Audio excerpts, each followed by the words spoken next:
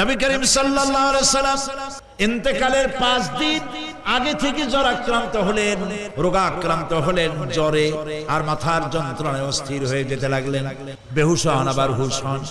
যেদিন তিনি ইন্তেকাল করবেন তার আগের দিনেও তিনি জোহরের নামাজ পড়ার জন্য সাহাবীদের কাঁধের উপরে ভর দিয়ে নামাজ পড়তে গেছেন।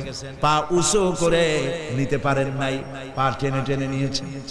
তিনি সেখানে খুতবা দিলেন, বললেন, ও আমার উম্মতেরা, এই পৃথিবীতে আল্লাহ রাব্বুল আলামিন তার এক বান্দাকে পৃথিবীর সব জাগতিক সম্পদ দিতে চেয়েছিলেন, কিন্তু সেই বান্দা সব জাগতিক সম্পদকে উপেক্ষা করে আল্লাহর সঙ্গে দিদার করা বেশি পছন্দ করেছেন।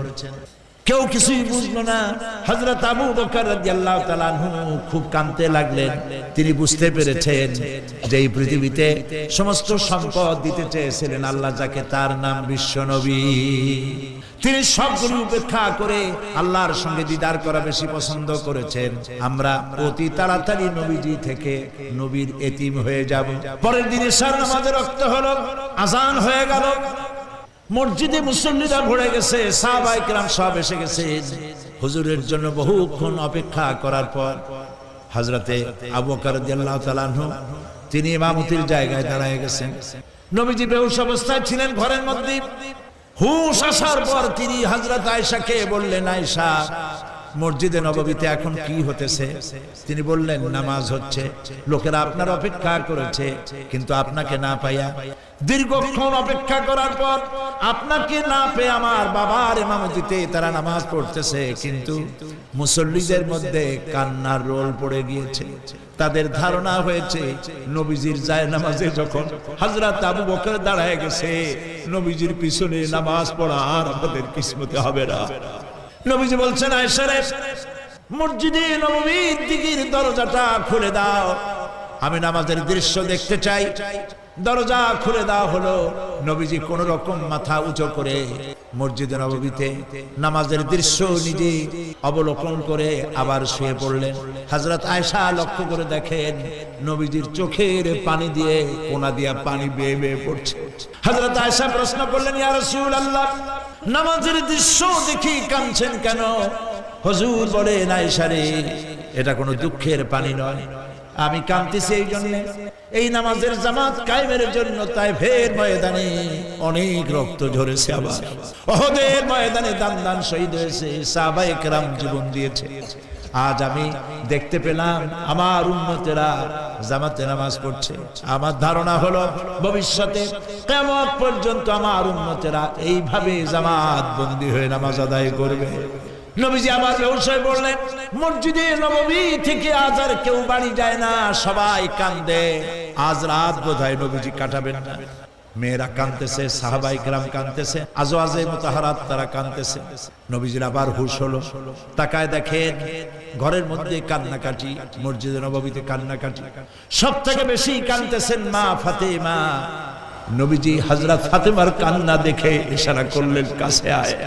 হযরত ফাতেমা রাসূলের কাছে গেলেন। নবীজি কানে কানে কি যেন বললেন, কান্নাটা বন্ধ হয়ে গেল। হযরত আয়েশা জিজ্ঞেস করলেন, মা, তোমার আব্বা তোমার কানে কি বললো আর কান্না বন্ধ হয়ে গেল?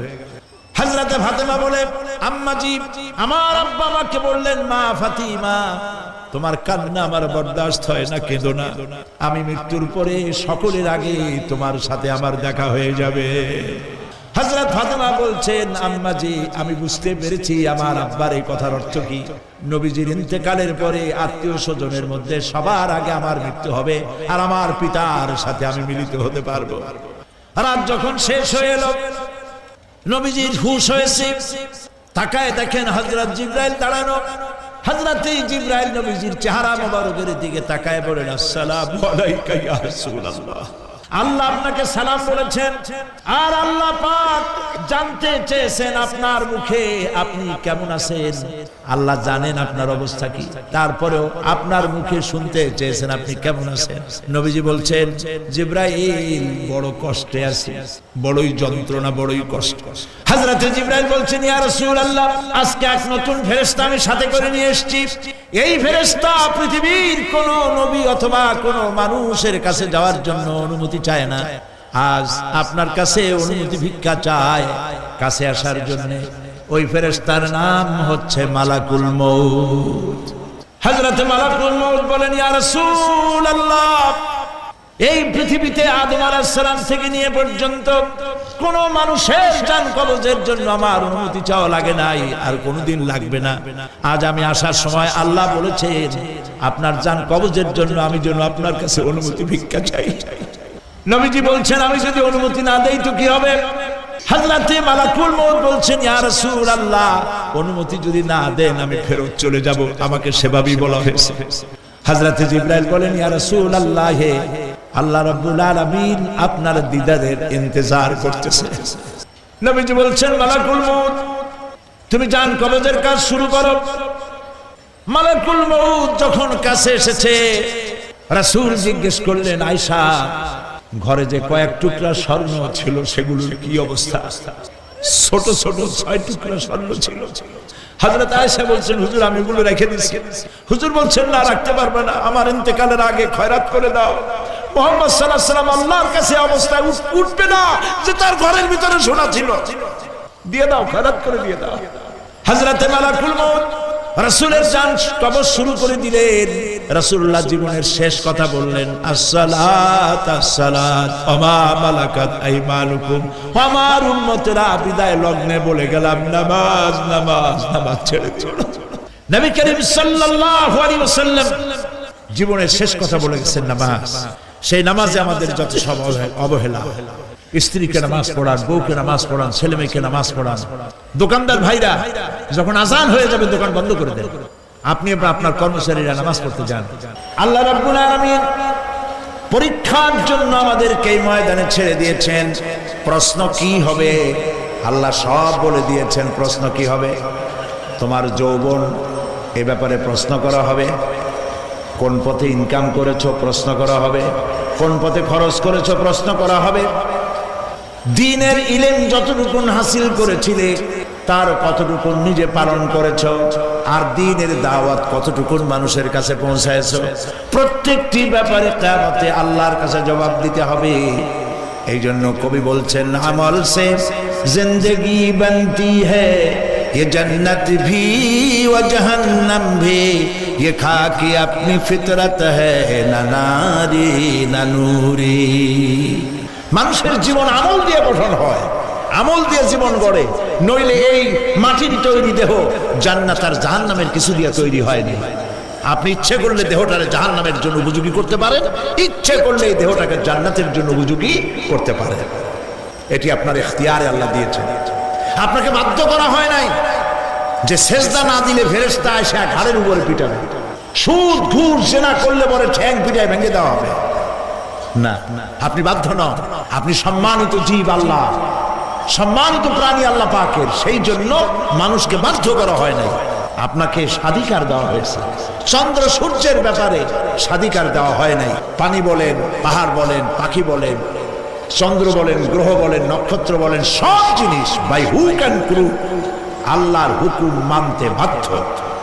কোরআনে কারীমে আল্লাহ পাক বলেছেন, আফা গায়রা দীনিল্লাহি ইয়াবগুন ওয়া লাহু আসলামা মান ফিস সামাওয়াতি ওয়াল আরদি তাওআন ওয়া কারহা। আল্লাহর দেওয়া জীবন ব্যবস্থা ছেড়ে দিয়ে তোমরা কি অন্য কোনো মতবাদ তালাশ করো?